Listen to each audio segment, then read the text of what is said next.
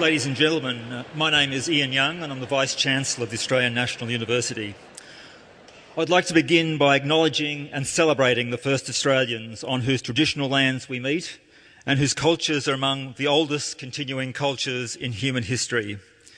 It is a pleasure to welcome you this evening to the Australian National University and to introduce our esteemed guests, Professor Richard Dawkins, in conversation with Professor Lawrence Krauss.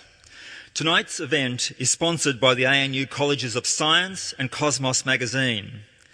This evening we have an opportunity to hear from one of the most influential scientists and public intellectuals of our time. Professor Richard Dawkins is the Charles Simonyi Professor of Public Understanding of Science at the University of Oxford. He is the author of 9 books, including The Selfish Gene and The God Delusion, and his works have been published in more than 30 languages. A Fellow of both the Royal Society and the Royal Society of Literature, Richard has honorary doctorates of literature as well as science, including an honorary doctorate from the ANU. In 2006, he established the Richard Dawkins Foundation for Reason and Science to promote the scientific education, critical thinking and evidence-based understanding of the natural world. Tonight, Richard Dawkins will talk with Professor Lawrence Krauss. Professor Krauss is Foundation Professor in the School of Earth and Space Exploration at Arizona State University. He has also authored a number of best-selling books, including A Universe from Nothing. He is a visiting fellow at ANU and has been a regular visitor over the past few years, and it is a great pleasure to welcome him back here to ANU. Ladies and gentlemen, please join me in welcoming our speakers, Richard Dawkins and Lawrence Krauss.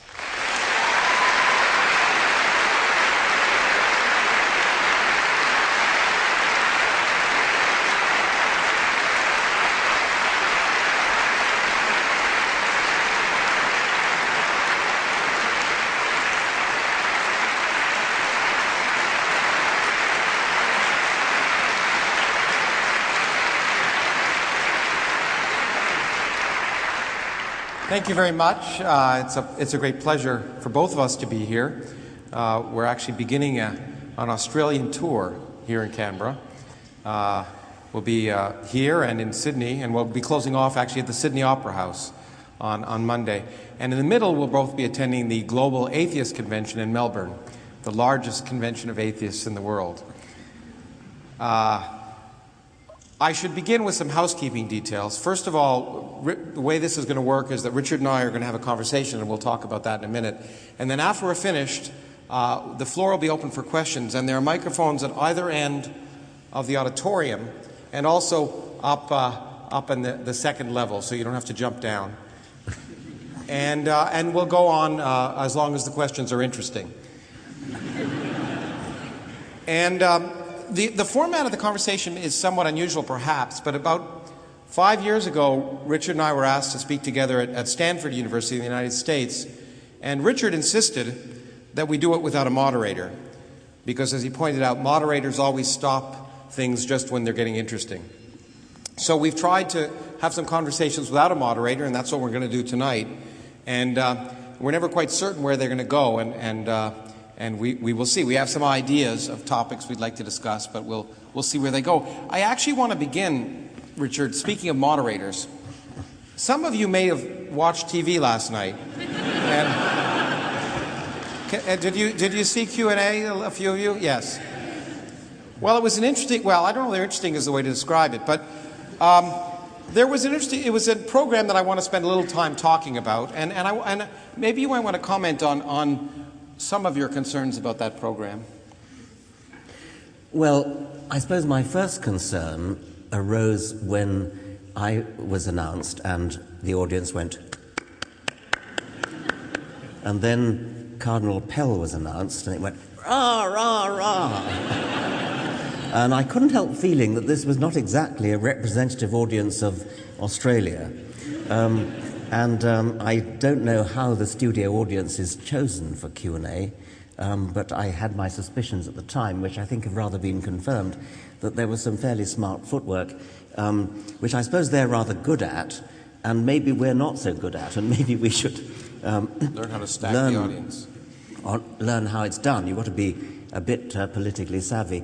But I think that more importantly, going back to your point, Lawrence, about moderators, I really did think last night the moderator got in the way, because we could have had a searching conversation, which I would have enjoyed, but just as it got going, and just as the Archbishop had dealt himself enough rope to hang himself, the moderator jumped in with moving on to the next question and, as it were, rescued him in the nick of time. And so I thought that was a fairly good illustration of why we don't want moderators. And the same thing happened, oddly enough, in England a few weeks ago, when I had a similar on-stage conversation, not televised in this case, with the Archbishop of Canterbury, who, dare I say by contrast, is a very, very nice man. And once again, there was a moderator who kept on getting in the way. In that case, it wasn't to get the next question from the audience. In that case, it was to utter some philosophical profundity, which didn't actually help matters along. But I've noticed again and again that chairmen get in the way, and it's better, if you can do it, to have just a plain conversation. He certainly did save, on a number of occasions, save the Cardinal, who it was my first experience listening to the man. He seemed entirely devoid of intellect. It's true. I was shocked. I was shocked. And what I thought we might do is, because of he demonstrated a number of misconceptions about science as well as religion, as far as I could see, and hadn't thought much about either. And I thought we might want to start talking about fill in some of the gaps that happened last night. For example, I was amazed with his understanding of evolution. Yes. The chairman asked him, did he accept that humans were descended from apes? I think he said, that's what he put it. And he said, yes, from Neanderthals. We're not descended from Neanderthals, we're cousins of Neanderthals. I told him that. So he said, more or less, well, how can we be cousins if they're extinct? I actually, at that point, and I think he then asked you, have you ever met a Neanderthal? And I must admit, I would have just said, I'm talking to one right now.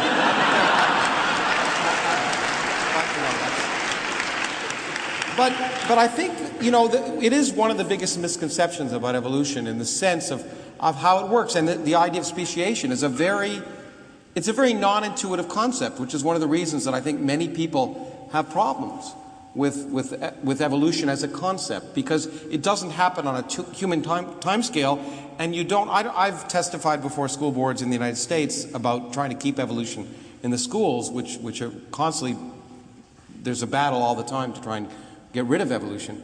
And I'm always told, why aren't I seeing apes turn into humans right now? Yeah. And it's a constant harangue. So maybe you want to talk a little bit about that. Well, that is one of the commonest things. I'll believe in evolution when I see a monkey turning into a human. It's as though they think it happens overnight. And it is true that it's very, very hard to grasp the sheer immensity of the timescale that's involved. We as humans are used to a timescale of years, decades, centuries we can just about cope with, even millennia, but then millennia start to feel a bit kind of mysterious and, lost in the mists of time. 1,000,000 years is something we can't really grasp. 100 million years is something completely beyond our comprehension, and there have been various attempts to dramatize it, things like, representing the whole of the span of life by a 24-hour clock, and humans appear, I don't know what it is, 5 minutes before midnight or whatever it is. Another one is when you hold out your hand, your arm, and you say the middle of your neck is the origin of life, and then it's all bacteria out to about there, and then dinosaurs come in about there, and fossil humans, sort of recognizably Homo sapiens, come in about the tip of your fingernail. And the whole of human history, the whole of recorded history, the Egyptians, the Babylonians, the Assyrians, the Hebrews, the Romans, the Greeks, all falls in the dust of one stroke the nail file. That's not my own, that's somebody else's, but I think it's rather a good one. And you can't really get to grips with evolution unless you realize what an enormous amount of time that there is. And it's quite clear, I think, that the cardinal didn't really understand. But that, we are actually descended not just from apes, but we're descended from fish, we're descended from bacteria.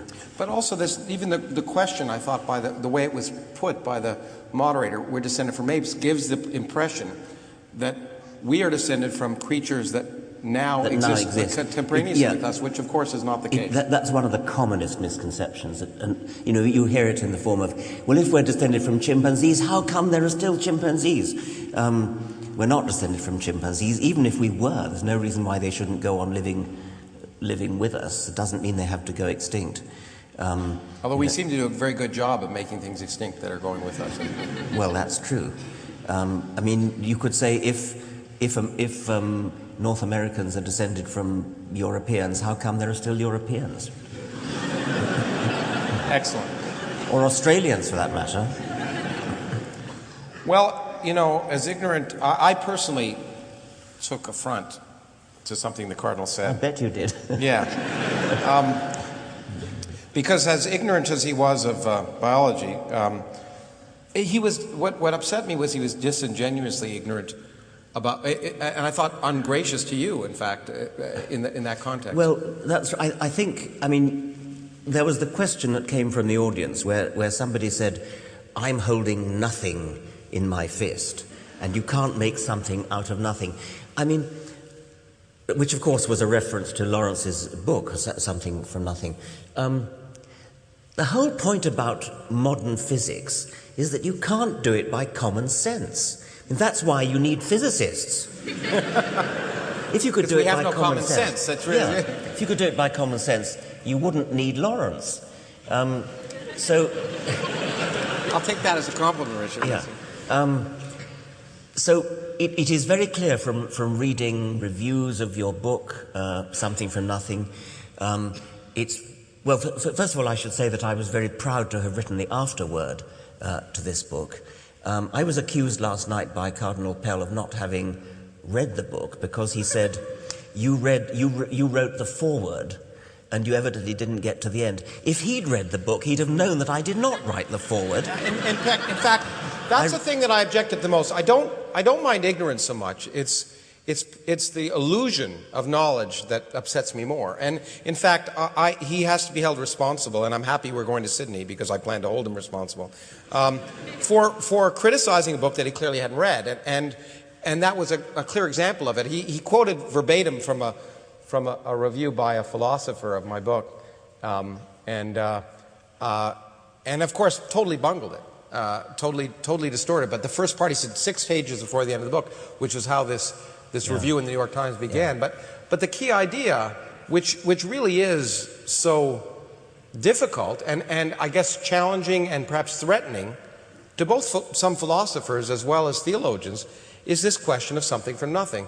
As it happens in the case, as I think we've talked about before, in biology. How do you get life from non-life? That was originally sort of the main theological question. How do you get life from non-life? And even in the original version of Darwin's book, he says at the very end, God breathed life into the first species because... Only in the first edition. Only in the first edition. In the second edition, he leaves out God.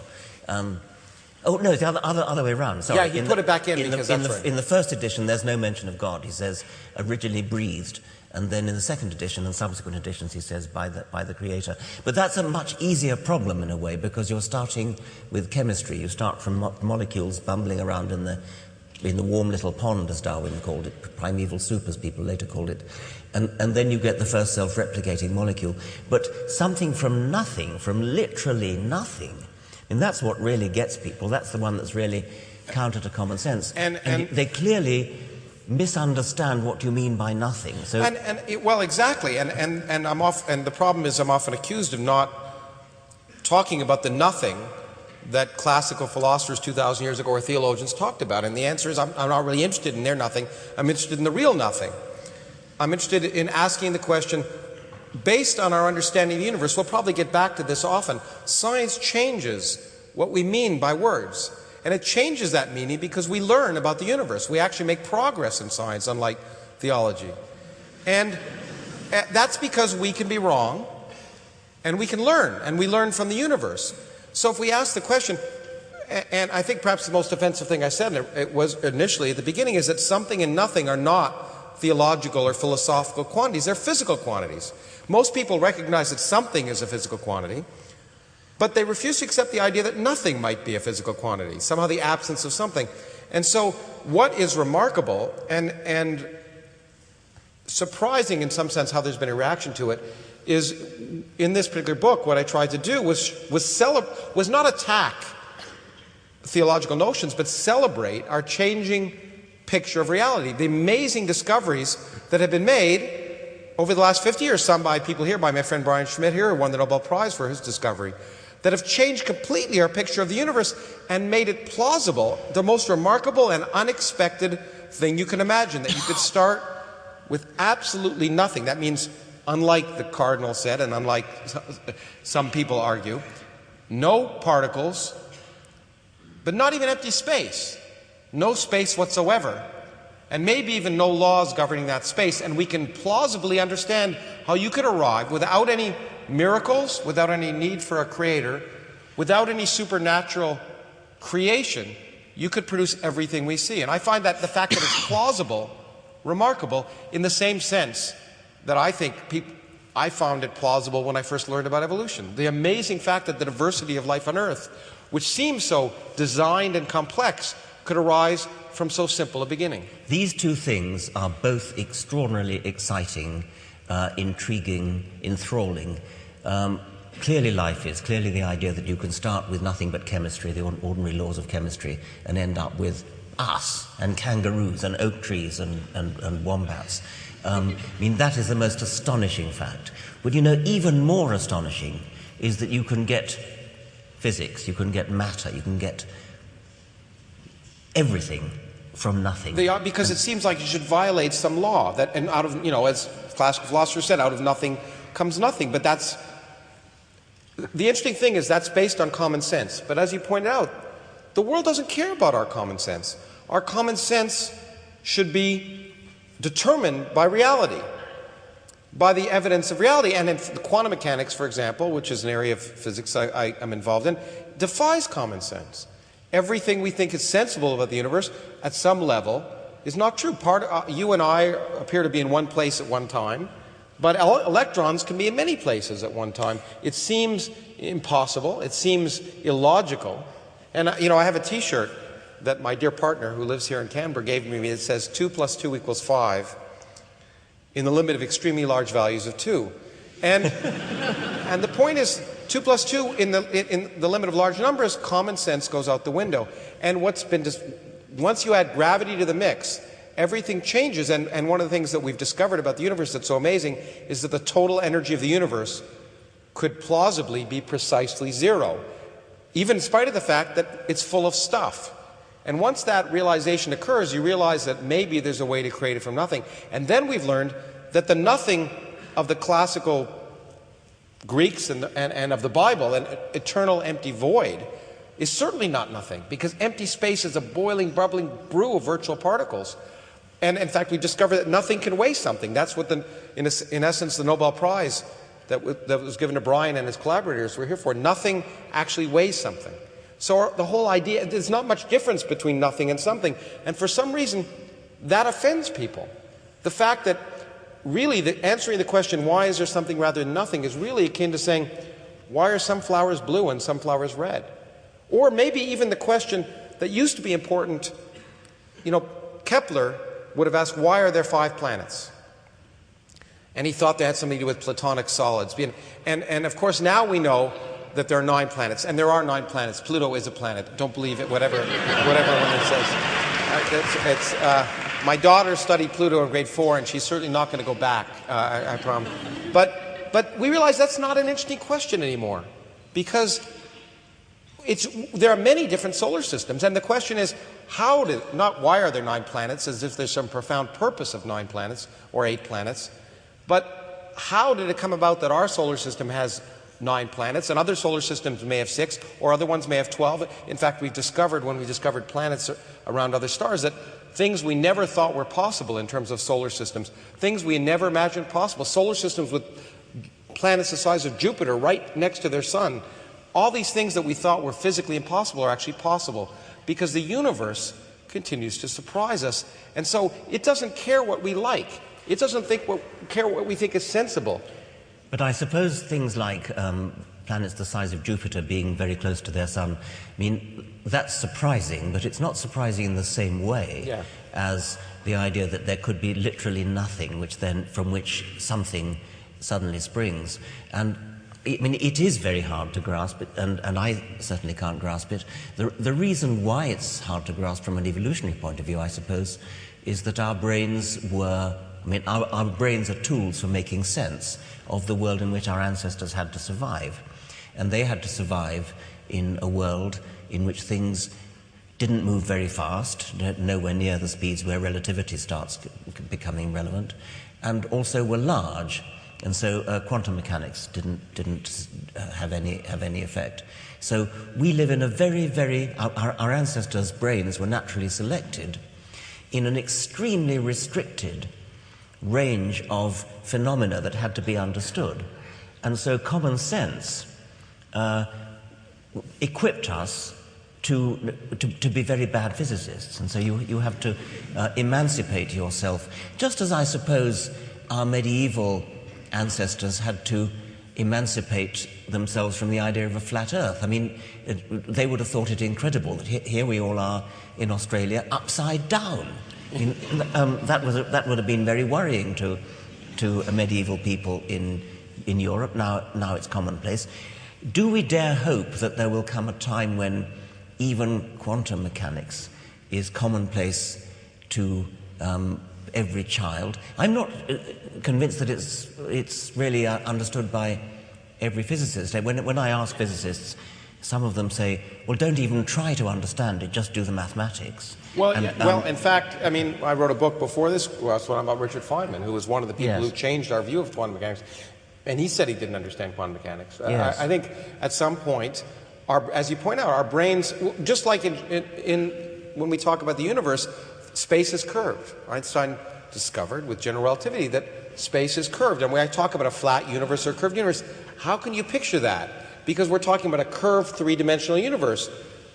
But we can't picture a curved three-dimensional universe because we live in most of us live in a three-dimensional universe. The Republican candidates in my country don't live in a three-dimensional universe. But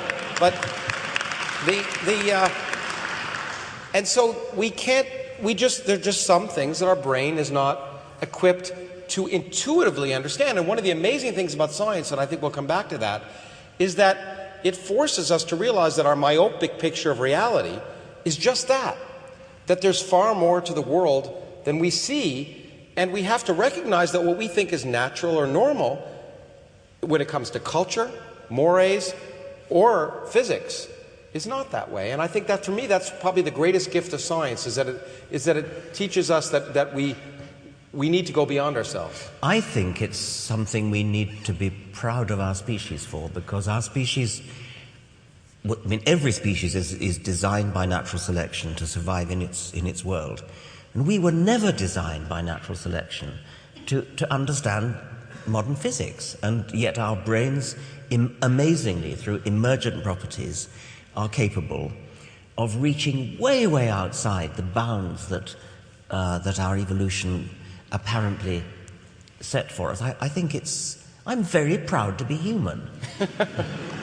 Well, I'm proud. That doesn't mean I understand it, but I'm proud that other members of my species do. It is really amazing, and in some sense, to me, that fact that we have a consciousness. People often say that if you give up God, you give up human dignity, but to me, it's the exact opposite. And Steven Weinberg, a physicist, said that religion is an assault on human dignity, because the remarkable fact that we're conscious, that we're able to ask these questions, to me, gives meaning to our lives. And we don't need imposed meaning from elsewhere. Yeah, that's right. Well, while I was debating Cardinal Pell, you, Lawrence, were debating an Islamic scholar, they call them, don't they? Where I come from, a scholar is somebody who's read more than one book. But anyway, how did it go? Yeah, I was right while you were doing the Cardinal. I was debating here at ANU actually last night. It was a very pleasant debate, actually, to some extent. Well, I got a little upset at a few points, but a debate with on whether God was prohibitive, a belief in God was prohibitive or liberating. And it was the Muslim Debate Initiative here that held it, and they were very respectful, I should say, of me. But the interesting thing was that I thought the questions that came up were remarkably similar, and it was and at the same time, the unfortunate thing is that we were often talking at cross purposes in the same way that you were talking to the Cardinal, because there are these notions that somehow what amazed me was a statement was made that religion is based on rationality, just like science is. That somehow, and I read it in a piece in the Australian today, some economist said that the problem with atheists, they don't realize that religion is based on rationality, and that it should form a key part of public policy. But in what sense is it rational? In what sense is it rational to accept that someone says, God told me this? A woman in the United States drowns her children in a bathtub and says, Jesus told me to drown them. But we don't call her rational. But an illiterate peasant who can't write is told by an angel the truth about the universe, who then comes down later and tells, in upstate New York, 18 centuries later, tells a known con man who claims to have discovered golden tablets, she gets him to translate them from the 19th century into 17th century English, and we say, oh sure, I believe that. Using a magic stone in a hat. Yeah, exactly.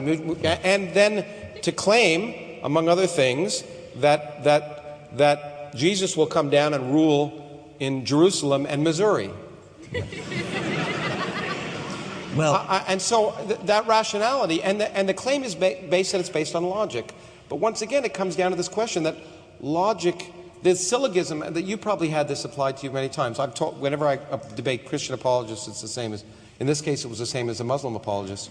They said, well, there's a syllogism. All humans are mortal. Tom is a human, and therefore Tom is mortal. But I said to him, well, what if in this century, as might be the case, we make people immortal? We make cell lines immortal.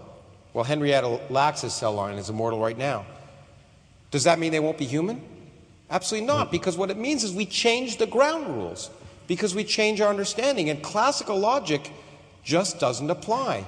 And what may seem sensible and rational, we're based, let's face it, all of the major world religions were based on either oral traditions in the case of Muslim tradition, or things that were written hundreds of years after the fact by people who weren't involved, before there was video cameras or anything able to record it, and before people even knew the Earth orbited the Sun.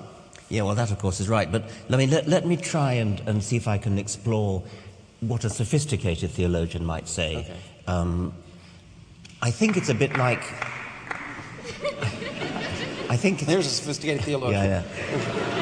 I think it's a bit like what social anthropologists do, where you go and immerse yourself in the culture of a tribe, a Polynesian tribe or something of that sort, and everything they believe is actually scientifically false, but nevertheless it hangs together in a sort of coherent internal logic. It all kind of fits together and makes sense within that system, and I think that's the nearest approach I can get to understanding so-called sophisticated theology, that within the system you know God exists, you know he loves, you know that he has all sorts of aims and things, and this is all known, and therefore everything you do has to fit in with that system. It has no bearing on fact at all, but it is internally consistent in a sort of anthropological way.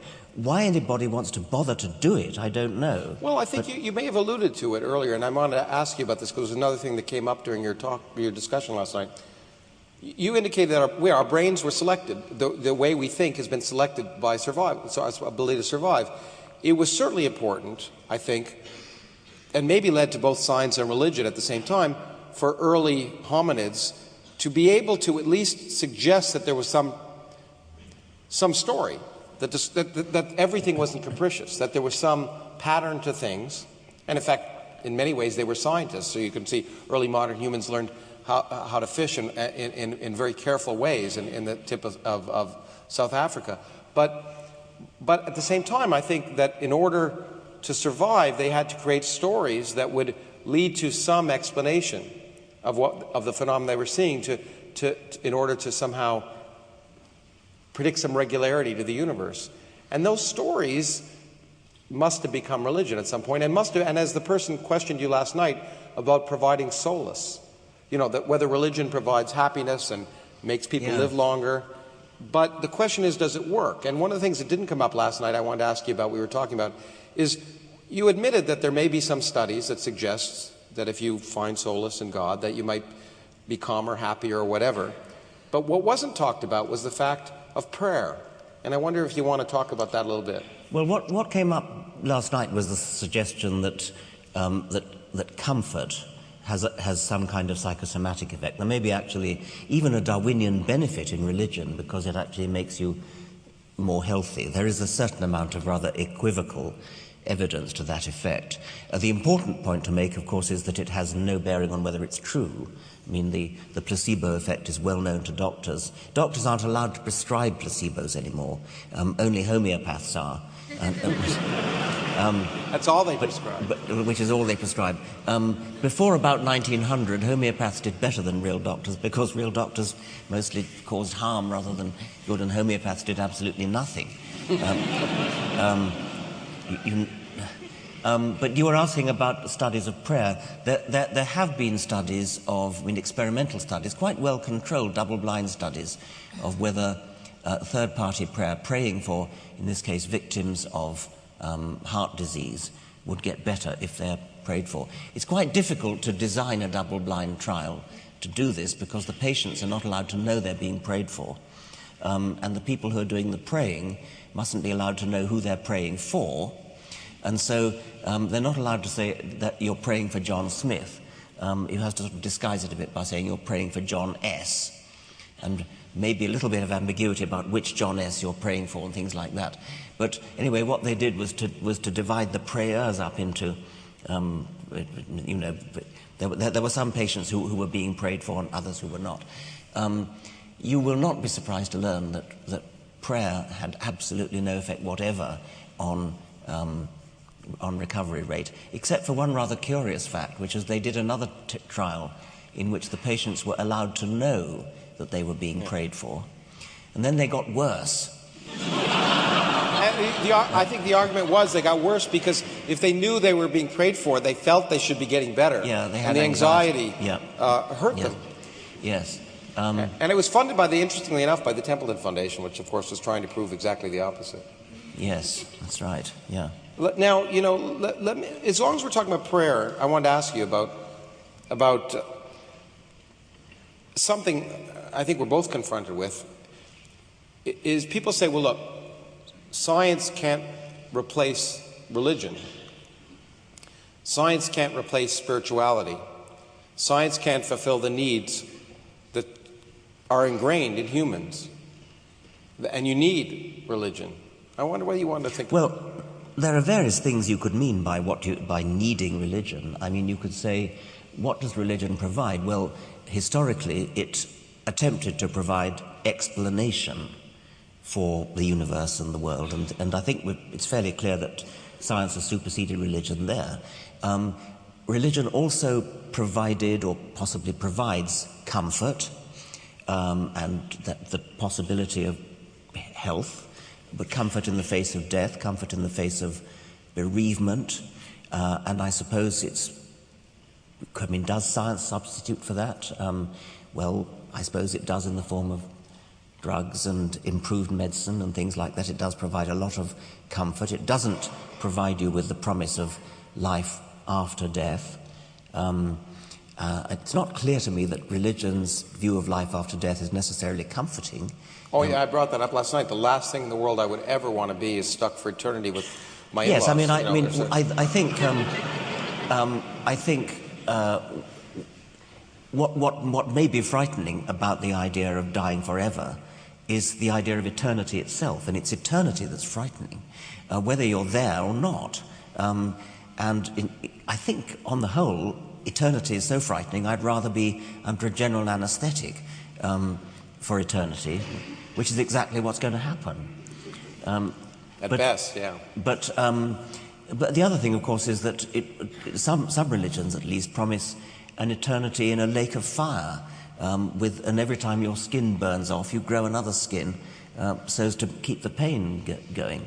There's a kind of inverse relationship between the magnitude of the threatened punishment that a religion offers in its particular hell and the plausibility of the threat. If the threat of punishment after death were the slightest bit plausible, it wouldn't need to be so absolutely horrible in order to carry conviction.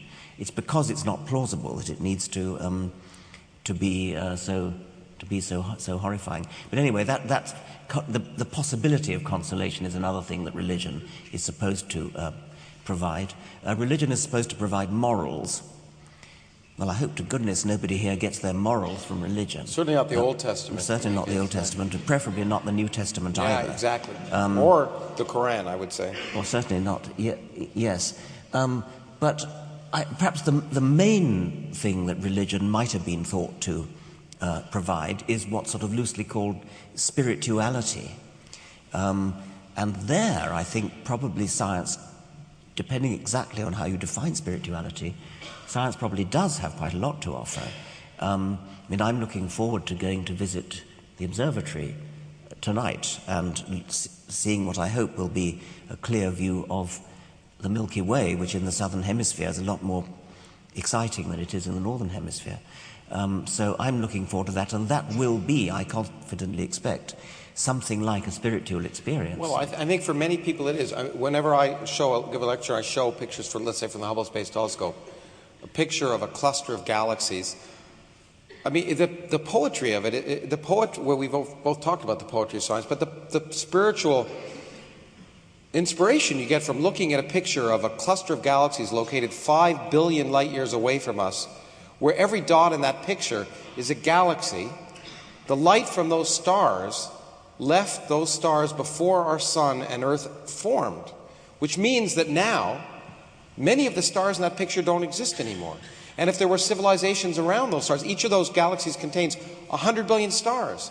Any civilization that existed around those stars no longer may exist. It just opens your mind to wonder.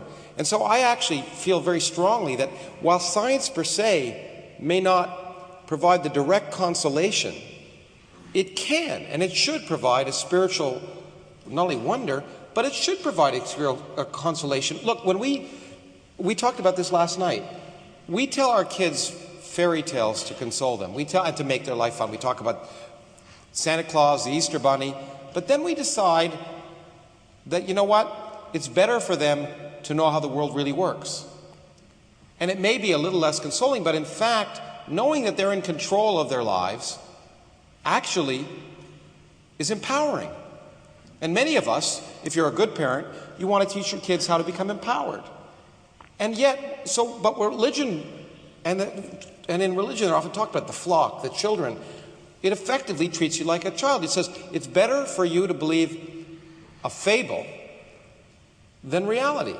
And often when I end a lecture on cosmology, I point out that the two things modern cosmology has taught us is that first, you're much more insignificant than you ever thought, and two, that the future is miserable. But that should make you feel good, not bad, because it further enhances exactly what you were talking about. We are so lucky to be alive today and endowed with a consciousness where we, for whatever fortuitous reasons, on a random star in a random galaxy in the middle of nowhere, we are able to evolve a consciousness live on a relatively quiescent planet. And so I actually think science can provide a real consolation by saying, look, once you accept reality, it's liberating. Just like a child is liberated when they become an adult. And in fact, I want to ask you, the reason I was getting around to here is I know we've talked about your foundation and whether science can provide that consolation. And maybe you could relate the story. Well, I mean, my foundation is called the Richard Dawkins Foundation for Reason and Science. And my primary motivation is that a reasoning approach to science is enthralling. It's such a privilege to be alive in the 21st century and to look out at the stars and reflect on exactly the things you've just been saying, Lawrence, to look down a microscope, to look down an electron microscope, to look into a single cell and see the prodigious, stupefying complexity of a single cell, and then realize that there are trillions of those cells in your body, all conspiring together to produce a working machine which can walk and run and eat and have sex and think, reflect, understand why we exist, understand where we came from, understand where the universe came from, understand the magnificent fact that it could all have come from nothing and built up from nothing into galaxies, into stars, into chemistry, into primordial life, into genes, into primitive bacteria, protozoa, and then right up the evolutionary progression to become, in Julian Huxley's words, conscious of itself. What a privilege it is for each one of us to have in our heads an organ which is capable of comprehending that, of constructing a model of the universe inside our heads. It is sad that that model will die when our brain dies. But my goodness, what a privilege it is before we do die to have been able to construct that model in our heads and to understand why we were ever born in the first place. Perhaps the most exciting part I'm sure for both you and I hope for those of you who are students in the audience, is that we don't know all the answers. And that's the other fundamental difference between science and, I would say, religion, if we want, is that religion assumes the answers and asks the questions. And the great thing about science is not knowing. That's what makes it exciting, is that there are mysteries remaining to be discovered. We don't understand the mystery of consciousness. We can talk about it, but we have no idea how it arises. That amazing that you have electrical impulses in your brain, which clearly, by the way, are very different than computers.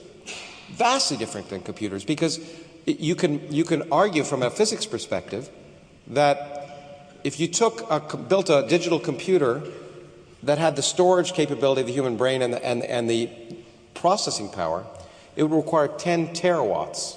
10 terawatts, that's 10 times 10 to the 12th watts. The human brain uses about 10 watts. So somehow we are 10 million times more efficient than digital computers. We don't understand that. That's amazing. But I wanted to actually hit the point that you didn't get to, but what I found remarkable.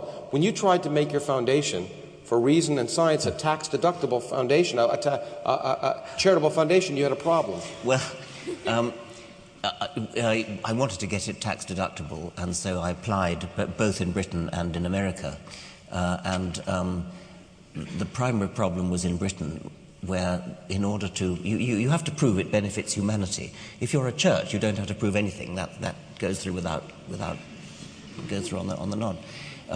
But I had this foundation for reason and science, and I got a letter from the British Charity Commission which said, kindly explain how scientific education benefits humanity. I thought we had to tell that story in public. I thought we had to hear that. Before we're getting close to the end, there are a few things I thought we might cover. One was, in fact, a big issue in the United States, and to some extent in England, and I'm not it's amazing to visit a country where the Prime Minister is an atheist. It's remarkable. In the United States, you may not be aware, that won't happen. And in fact, I think it has happened. Yeah, well, it probably has happened, exactly. But it would be easier to be a Muslim, and of course many people in the United States think we have a Muslim president at this point. But there was a recent study by psychologists in the United States that was terrifying, that said, it was a study of college students and adults, and the most distrusted group was atheists. The only group that they were on par with was rapists. And it's remarkable because both you and I, you perhaps more than me, are claimed to be strident, maybe.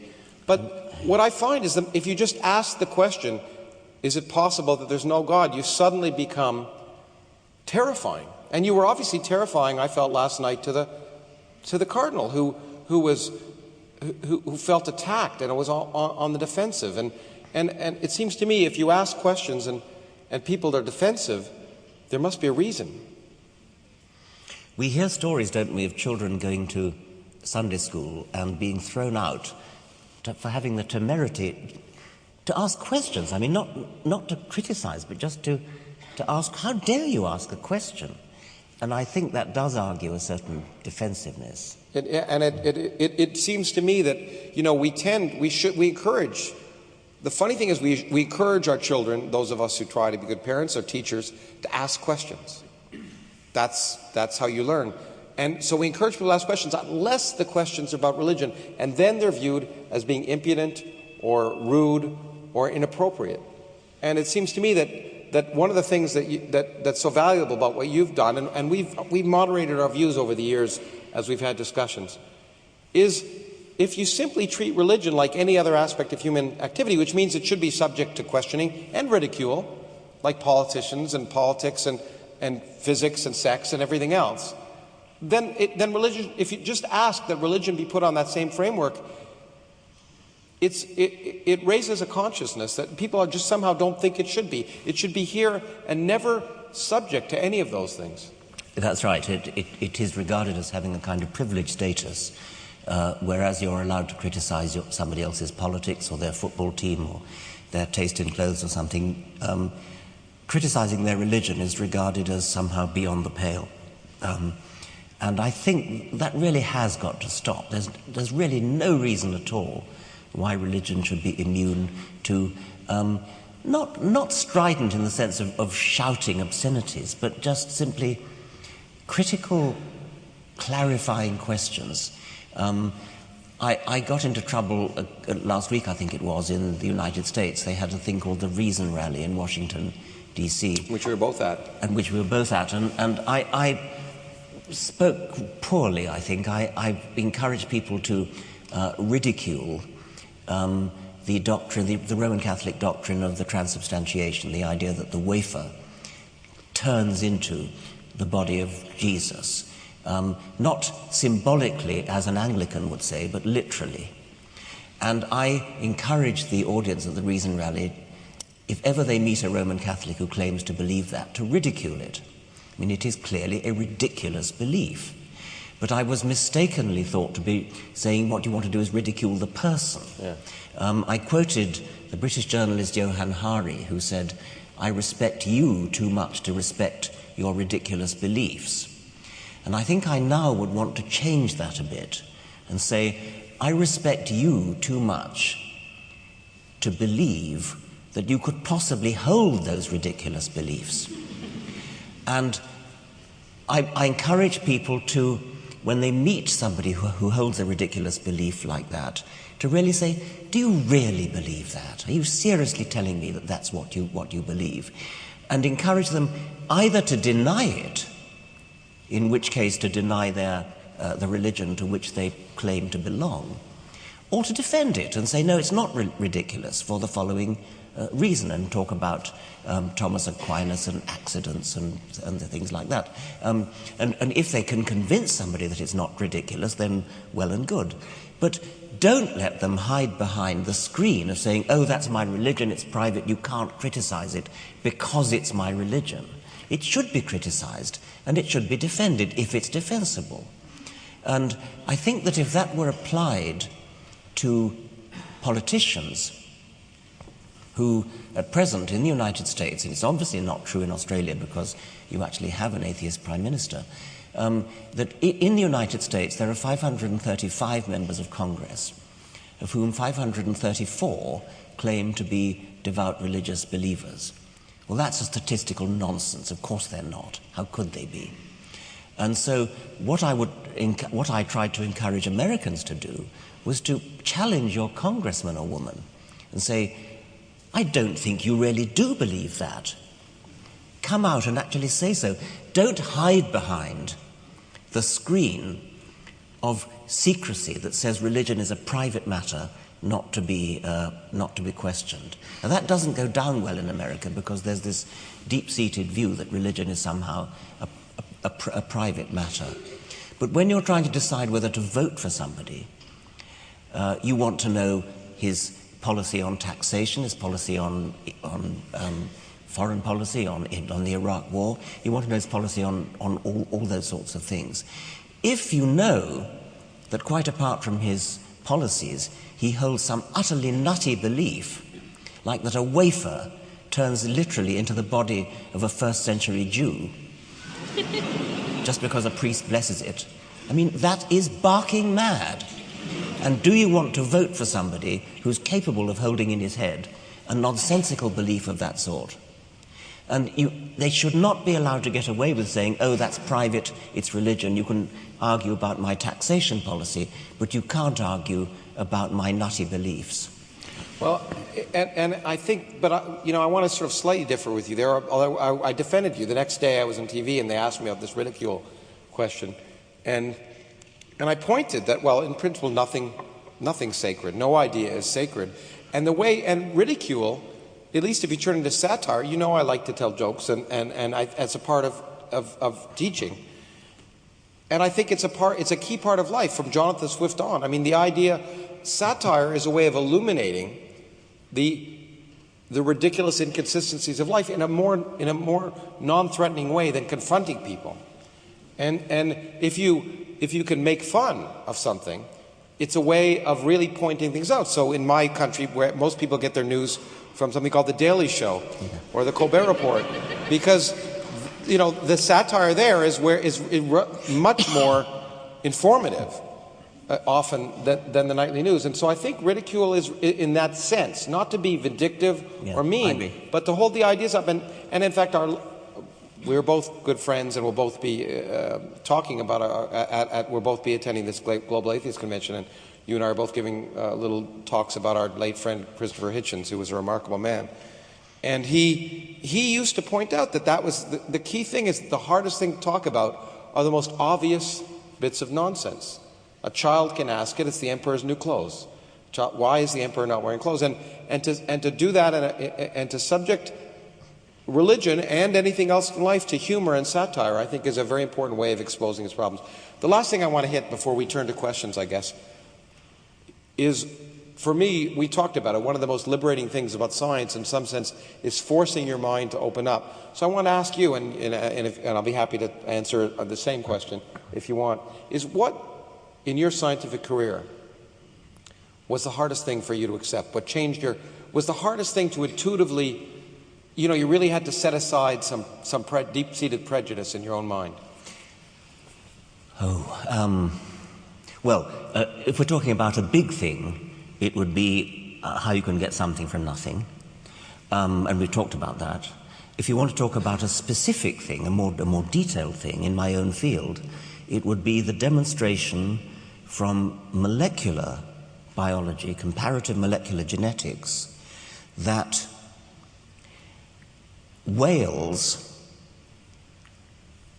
closest cousins are hippopotamuses. Hippopotamuses are closer cousins to whales than hippopotamuses are to pigs or cows or sheep.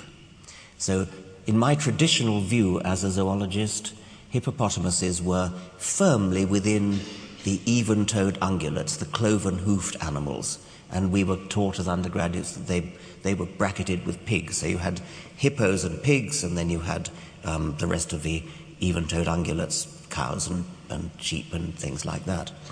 What molecular biology is telling us is that whales spring out in the evolutionary tree from right within the cloven-hoofed animals. Whales are closer to hippos than hippos are to pigs.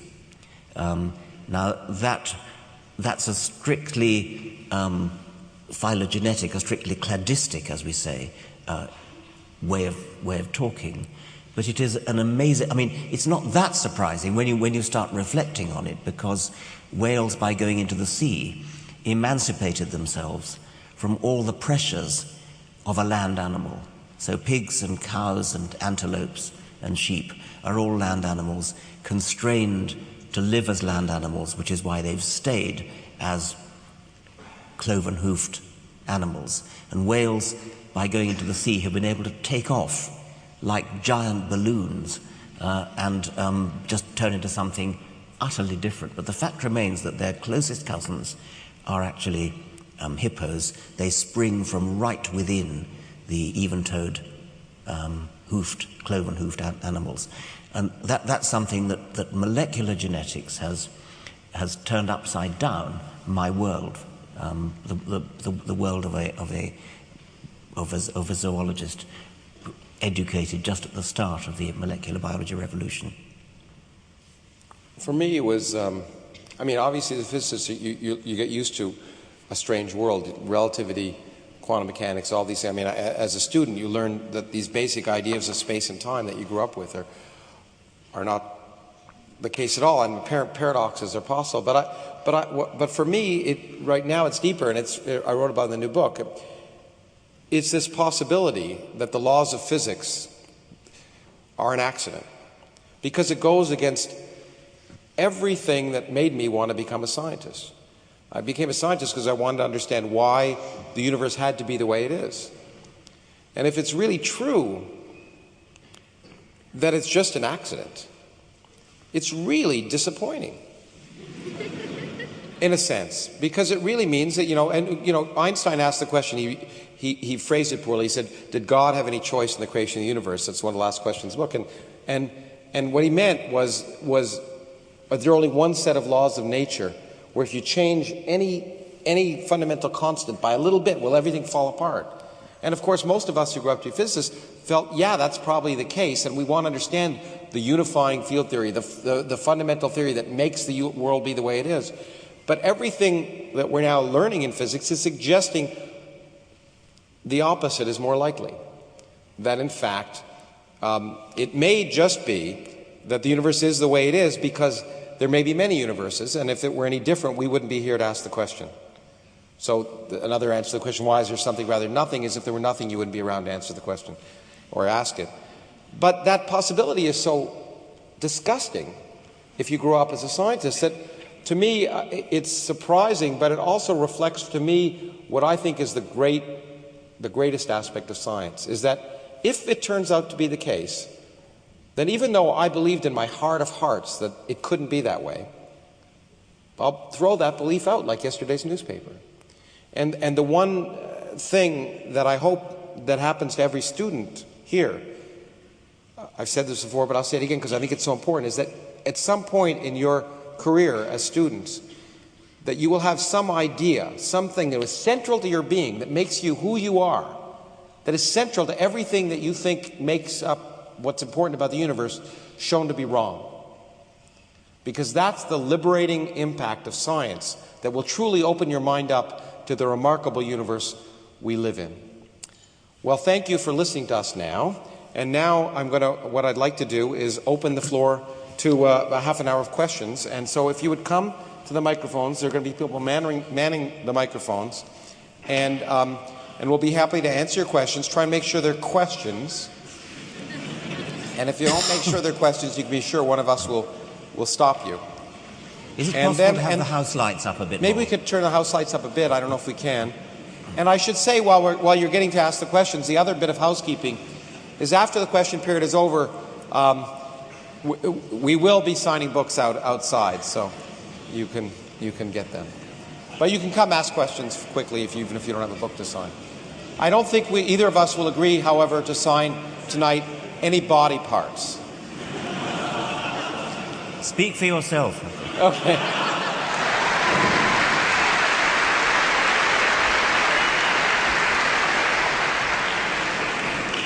Are we ready? Okay. Good evening. I've just recently reread the book Ishmael by Daniel Quinn, and in that book he makes a very strong connection between Judeo-Christian religions and the idea that the world was put here for man, and not that man is of the world.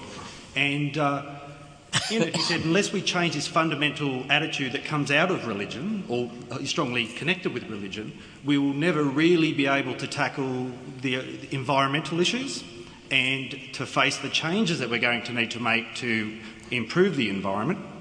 And first of all, do you agree with that point of view? And do you think that we can truly make progress in changing the way in which humanity uses the resources of the world if we don't first tackle the fundamental problem of that religious belief?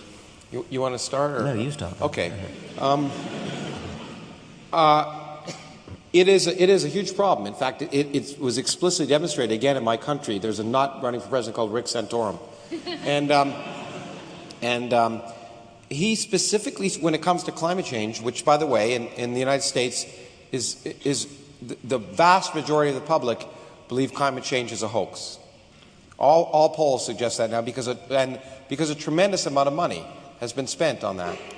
But using Fox News. Yeah, exactly. Yeah. But he's Rupert said Murdoch. that it's a hoax propagated by scientists who care more about the Earth than they do about humans. That humans have been given dominion over the Earth, and the Earth will take care of itself. So that is a problem. But at the same time, to be fair, there are movements, indeed evangelical movements in the United States. There's a whole wing of different religious groups that are now saying we have to accept the fact that the Earth is a dynamic entity that changes, and we're impacting in a negative way. So somehow that message is getting through. But I think you're absolutely right. If you don't recognize that the universe doesn't care about us, that it's not going to always make it right, then you're not prepared to address the challenges of the 21st century, which is one of the reasons, getting back to what I said earlier, why I think it's a problem to base your public policy on myths. It may be more comforting, but you'll be comforted all the way to the point where vast parts of the population of the world will lose their land. And so the comfort will lead you right over a cliff. Yes, I think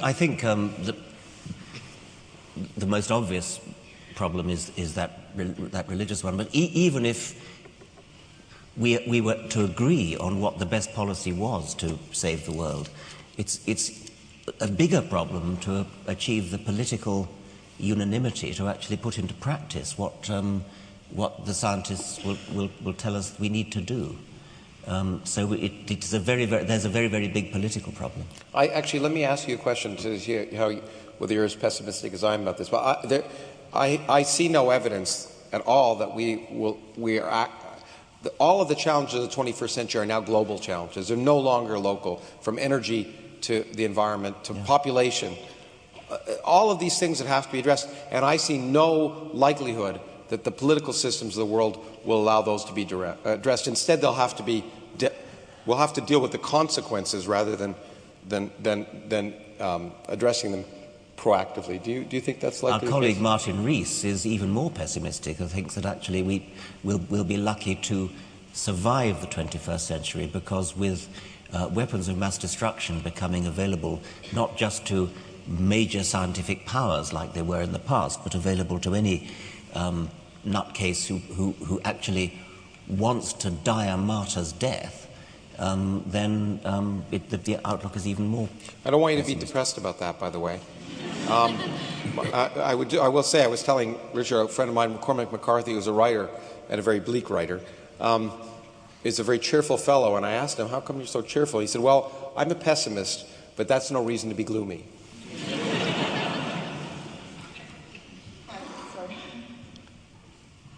I'd like to question your religion, because it seems to me that you make science a religion in itself. In what way? Well, it seems like there's kind of a Richard Dawkins cult, Richard Dawkinism, like science, really, nothing is certain in science. It works in statistics. You can't prove anything to 100%.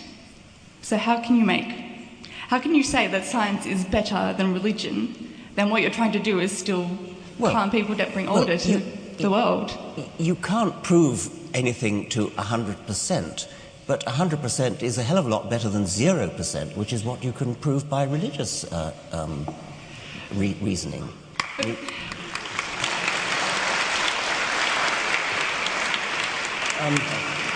I guess you're giving up. I mean, I think it...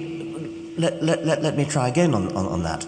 The idea that science is a religion, when in fact science is interested in evidence and is prepared to change its mind if contrary evidence comes in, that's very, very different from a religion. As Lawrence said earlier, in science we're constantly open to the possibility of having to change our minds, and science proceeds by progressive refinement and changing minds. And there are things that I suppose will never be disproved, things like that the planets orbit the sun. That's never going to change.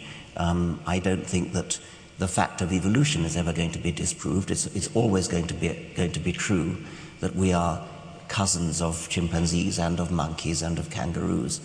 So there are certain things that we definitely know to be true. The evidence is so overwhelming that in Stephen Gould's words, to object would be perverse. But so-called religious truths have absolutely no evidence going for them whatsoever. That if I challenged you as Richard Dawkins, you'd probably have a problem with that. Doesn't matter who I am. No. No, we're listening to you now. Like, you're challenging me now, and I'm accepting the challenge. Fair enough. Look, I'm a Catholic. I don't agree with what George Chappelle thinks, but I don't think he's a pedophile either. Like... No, I don't suppose he is. Well, just, I don't know. I've never asked them. My point is that you, as an eminent scientist, if I challenge your scientific doctrine, maybe your theories or your opinion, you'll disagree with me.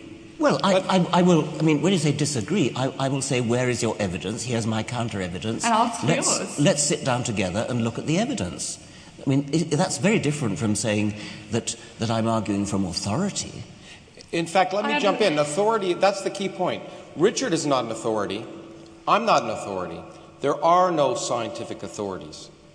That's a key point. There are scientific experts. Richard knows a lot about zoology. I know a lot about physics. But there's no one whose views are not subject to question. And that's the key point. And there's no student that should ever be afraid of saying to a professor in a science class, you're wrong and here's why. Except in Germany. Except anyway, maybe I think we... I think why are you upset when I'm questioning you now? Like, isn't that the same thing? Isn't it like you're one of my professors? Well, no, what... I think we're trying to have a discussion, but maybe I think the point is that maybe we should move on. I mean, well, you say you're a Roman Catholic, and I also study physics. Yes, but I mean, do you think the wafer turns into the body of Jesus? No. Good. I'm delighted to hear it. Then you're not really Roman Catholic. And the other thing that's important about science, and we had this discussion last night in the Muslim forum. I might give an example. People didn't really buy the whole relativity thing when Albert Einstein first came up with it. There were people, it was when those former scientists started dying, that was when people started accepting relativity. But the difference is, but there's a fundamental difference, and you should really appreciate this, and I'm surprised in some sense that you don't yet, but I hope you will. Well, tell me. Listen to me for a second, is that there's a difference between a story and something that makes predictions. And the only thing that really makes science really interesting is it works. And so last night, when I was debating with this Muslim, I challenged him when he said it's rational. I said, you're choking. I have two choices. I do the Heimlich maneuver or I pray for you. Which do you want me to do? And I think the real point of science is that it works. And if it didn't work, none of us would give a damn about it. Really. Yeah, but the point is it works until someone comes up with a better theory. Right? What was that? No, it works. Would A you car agree? works, an airplane works, the lights in this room work. Well, you know, classical my computer electromagnetism works. worked until someone came up with a better theory. Yeah. So? That's what happens. That's what makes... Anyway, I don't... Okay. Yeah, I think we should move on. No, everyone here has been scared away. You may have partially answered my question, but I was interested in... My question is about truth, and it was raised last night but not pursued. It's whether you believe that you can arrive at truth other than through direct observation, logic, rationality and reason. In other words, are there other pathways to truth? And a related question is, do either of you have any sympathy for the view that in some instances truth is culture-bound? What's true for a Navajo Indian may not be true for a Harvard scientist. Thanks. Why don't you start?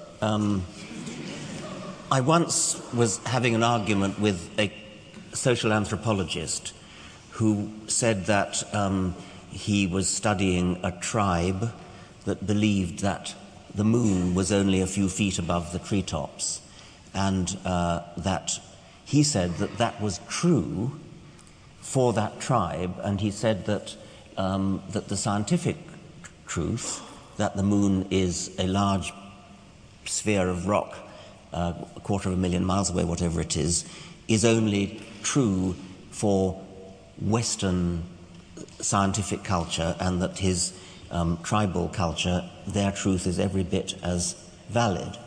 I strongly objected to that on the grounds that Lawrence has just said, that the truth of science works.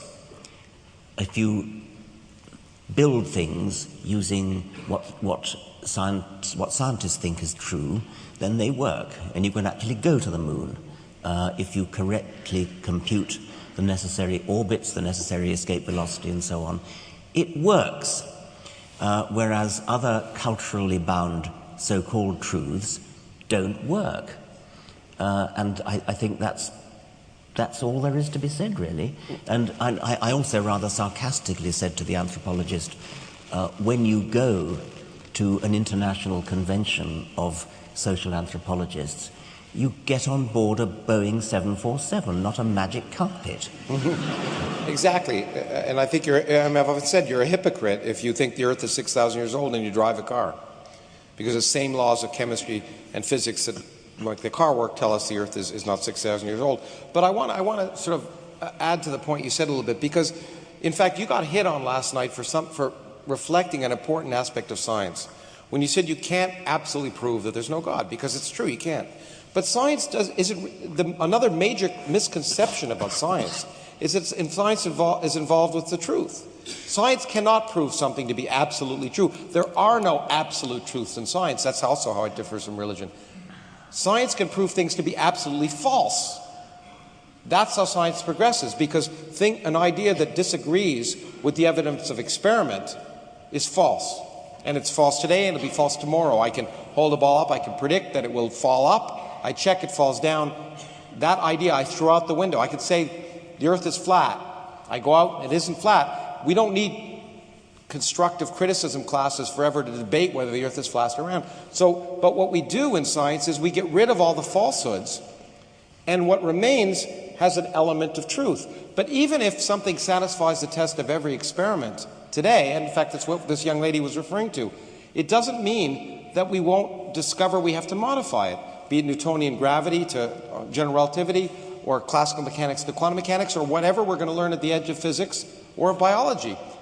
But so we progress, but we never say we know the absolute truth, because that is that's a claim that's an anathema to science. It's just not the way science works. In the gay science, Nietzsche identifies two forms of nihilism, or what he calls nihilism. One of those is the belief in some transcendental meaning, and the other is the crude denial of that meaning. Atheism being defined as sort of the opposite to theology, do you think in that respect, in some sense, it implicitly carries with it some parts that are theology, and in that way still is within a theological sort of framework?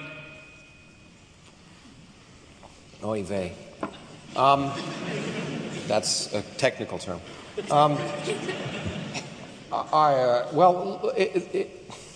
I hesitate to enter into a philosophical discussion, except I would argue that that the kind of atheism that Richard and I talk about is not a complete denial of anything. It's a question of what's likely, and that's what Richard was saying last night. You know, I can't prove that there isn't a teapot orbiting Mars, but it's not likely. And everything we know about the universe, at least for Richard and I, leads us to the conclusion there's no evidence of purpose or of divine intervention. But that doesn't mean we argue definitively that we can prove that that can't be the case. So we're not denying, we're just asserting the evidence of reality. And in fact, I don't describe myself as an atheist. I have learned from my friend, again, Christopher Hitchens, I describe myself as an anti-theist. Namely, I cannot prove that there's no God. I just certainly wouldn't want to live in a universe with one. I don't know if you want to add anything. No. Okay. A common claim made by religious people is that you cannot disprove the existence of God. Do you think science will ever advance to a point where it can disprove the existence of God? And if so, would religious people become atheists, or would they find something else to believe in? Actually, some religious people have been asked that. I mean, specifically with respect to Christianity. There have been Christians who have been asked, what if archaeological evidence showed conclusively that Jesus never existed? And many of them said, no, I would go on believing in him, which is hard to credit. But I think people want, I mean, the X-Files got it right. People want to believe. And I think that people want to believe in belief. And you pointed it out. I mean, the young lady described herself as a Catholic, but what most people who describe themselves as religious don't accept the doctrines literally of their religion. They pick and choose the ones they like, that they find acceptable, and throw out the others, and they say, and what they really want to believe is in believing. And it's really hard to give up believing. There's no doubt about that. But I would say, to answer your question, the assertion of the existence of God is always not falsifiable, and science can only deal with questions that are not falsifiable. I cannot prove that we weren't all created here 35 seconds ago with the memory of a remarkable evening. I can't prove that. It's not a falsifiable question. Was it? Bertrand Russell used that example, and he said, complete with holes in our socks. Yeah, exactly. And so at some level, you can't, if it's not falsifiable, science can't address it. On the other hand, what you can do is amass evidence and understanding. And what we now, for a small example of that is biology. The notion of intelligent design, the notion that we're intelligently designed, is clearly been shown to be beyond the pale, to be so much counter evidence that it's so highly unlikely as to be thrown out. No sensible person talks about it except the cardinal and a few other people. But I guess no, it's true. No sensible person talks about it. But I think that's as far as you can go. Hello. This is going to be a bit of a change of subject, but I'm more interested to see what Richard himself, and maybe even Lawrence, who had a similar experience, thinks of people on the internet, and even to a lesser extent in real life, misquoting or taking what you say at face value, almost raising what you say or who you are to a godlike status.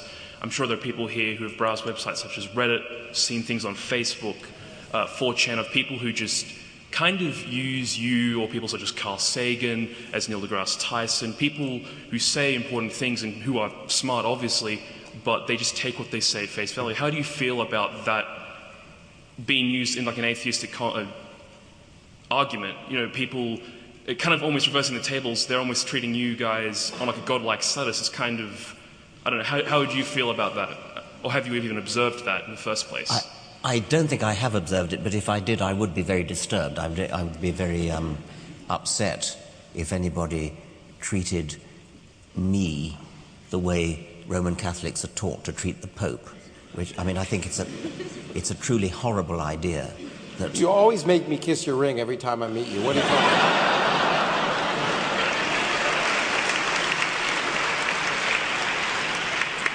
I think it's a truly horrible idea that anybody should believe something simply because person X believes it and tells them that's what they've got to believe. It's one of the most disagreeable parts of the Roman Catholic Church that it constantly argues from authority and passes the word down, especially when the word is frankly made up in the first place.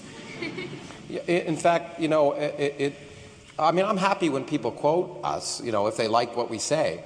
But again, I found it in the debate yesterday. It's really interesting when I read people and they say, this is the case because so-and-so wrote it. Because whether it's you or me or Carl Sagan or whoever, or a philosopher, and it's like, what does it matter what they say? That what they say, they could be wrong. And so it really is important. Whenever anyone starts quoting something by saying so-and-so said this, say it doesn't matter what so-and-so said. They could be wrong. What's the evidence for that? And so, yeah, I absolutely agree. It's an awful way of arguing. And unfortunately, it's the way of arguing in a number of different fields, and certainly theology is one. There's a famous story that Galileo was once demonstrating something through his telescope to somebody. And the man looked through the telescope and said, Signor Galileo, your demonstration is so convincing. Were it not that Aristotle positively states the contrary, I would believe you. That's right. I think we have time. We'll take one more question here and one more question there. I'm sorry for the people who are over there, and you should have come over here. No, but anyway. Yeah. Yes. Hi. I'm assuming you guys have both read the Bible properly. I'm interested in what your favourite story from the Bible is, simply because you can't read a book and not find something good about it. Like, I know the Bible is mostly a load of crap, sorry, people. But being involved with someone who has actually read the Bible and being forced to listen to it myself, I do know that there are some good ideas, morals, stories, whatever you want to call it. I'm interested in what your favourite one is. I'm not sure that I have a favourite story. My two favourite books of the Bible are the Song of Songs, which is not by Solomon, by the way. It's a collection of erotic poems, and at least in the authorized version, it's extremely beautiful. I suspect it's been completely murdered in modern versions. And the other one is Ecclesiastes. These two books come together in the Old Testament, and they're both lyrically beautiful in the 17th century English. And I read both of them frequently. I wouldn't call them stories. Neither of them are really stories, but they're hauntingly beautiful. Yeah, in fact, it's not surprising that I agree. It's the lyricism of certain aspects of the Bible that are beautiful, and in fact, because if you think about how the Bible was written, it was written by taking songs, poems, the literature of the time, and sometimes adapting the most beautiful stories of the time. And in fact, a friend of ours, Anthony Grayling, who's a philosopher, remarkably, wrote a beautiful book, which I highly recommend, called The Good Book, which is, he tried to do in a secular way what the Bible did. He borrowed the most beautiful poems, songs, stories of right through human history, and put it in a way, in a form of the Bible, without mentioning God. But it's a book about how we've learned to live well, based on the most beautiful things that humans have said. And I think, I suspect that it's that beautiful lyricism of that part of the Bible that I've enjoyed reading the most as well, I think. It's not so much. I wouldn't take it in the modern translation. If you think about the most famous lines from Ecclesiastes, vanity of vanities, saith the preacher, all is vanity. At least one modern translation I've seen says, futile, futile, it's all futile. It won't do.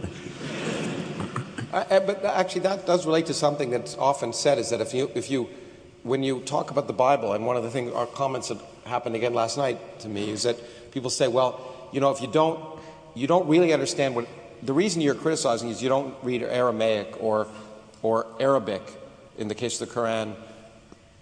And the answer, which again was given by Christopher Hitchens, is it's hard to believe that God is a monoglot. I mean, that somehow, if you don't read Hebrew, that you miss the point. Anyway. One last question. Upstairs. Oh, good. Yeah, we didn't get... I'm sorry. Upstairs. That's okay. Mike, I just want to say I wholeheartedly agree with everything you believe in, and I'm not... I believe in nothing. Let me make that clear. I don't believe in anything. Well, yeah, I'm agnostic, maybe an anti-theist. Belief is not a word I use. But I agree with you on everything, except perhaps your approach. And allow me to politely disagree here.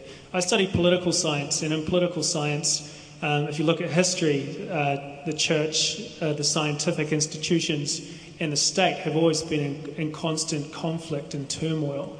It's a struggle of power relations between these three sort of societal constructs. And it was the case in Darwin's time, and Darwin was very hesitant to even broach his subject of the origin of species because of opposition from the church and even some of his fellow scientists. We don't live in that same world today. But in politics, power comes not just from conflict. Power comes from collaboration. And I guess my only criticism of the atheist approach, as I see it, is that this idea of conflicting with religious groups, of politely ridiculing people with religious beliefs, can perhaps have more of negative consequence for furthering the reason and logic as things to as the higher purpose of society than it does good. And so I'm going to pose two questions to you. The first question is, what does success look like for, say, the atheist movement? And is success achievable through polite ridicule of people with religious beliefs? I think that's a very fair question. Yeah. And one of the things that Edward O. Wilson, he's gone off the rails in his latest book, but in an earlier book, he made the point that we have some really, really serious problems for humanity to solve. And the time is running out, and we need to get people of goodwill, whatever their religious beliefs or lack of them, to get together. And so he wants to compromise for precisely the reasons you're talking about, and to get decent, reasonable religious people on our side, as opposed to the nuts like Santorum. I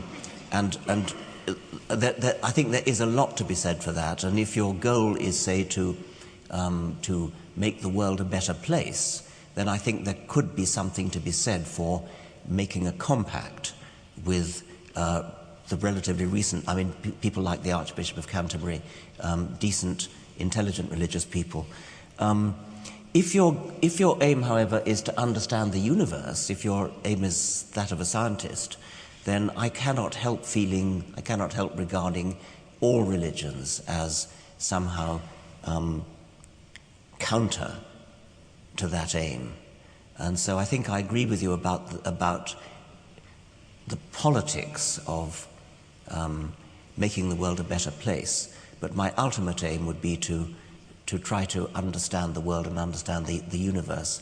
And there I can't help finding religion the enemy. It's an interesting question because it's similar to the first question we ever talked when we first met. We have somewhat differing views on this, although I think, again, we've come together in certain ways. But I'm sympathetic to what you're saying in many ways. The question is, what are you trying to achieve? I think as a scientist, absolutely, you cannot compromise. I agree with Richard and Carly. However, as an educator, which I also have a hat on, I firmly believe that I have no interest in arguing against God or religion. It's not of interest to me.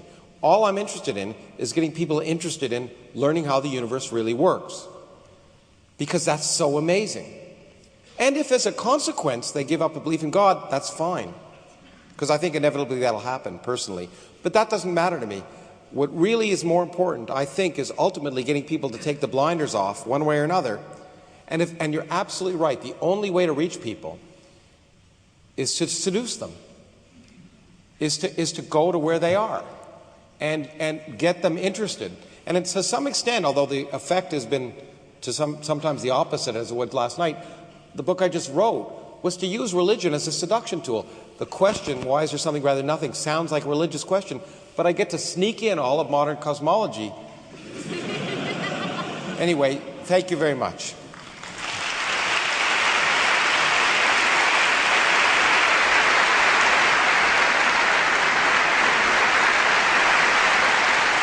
Richard, Lawrence, one of the things you can't do without a moderator easily is to thank yourselves. That's my role here. I'm going to be the moderator. It gives me a chance to have the last word too. Very, very grateful here. One of the things an institution like the ANU is about debate and ideas. And what we've heard this evening is a very intimate conversation, and that's really quite a remarkable thing to do in a place like Llewellyn Hall. But it's a conversation and questions and a debate about things that matter to us from two respected scientists in biology and in physics. And it's been interesting and enthralling. So once again, can you join with me to thank Lawrence and Richard?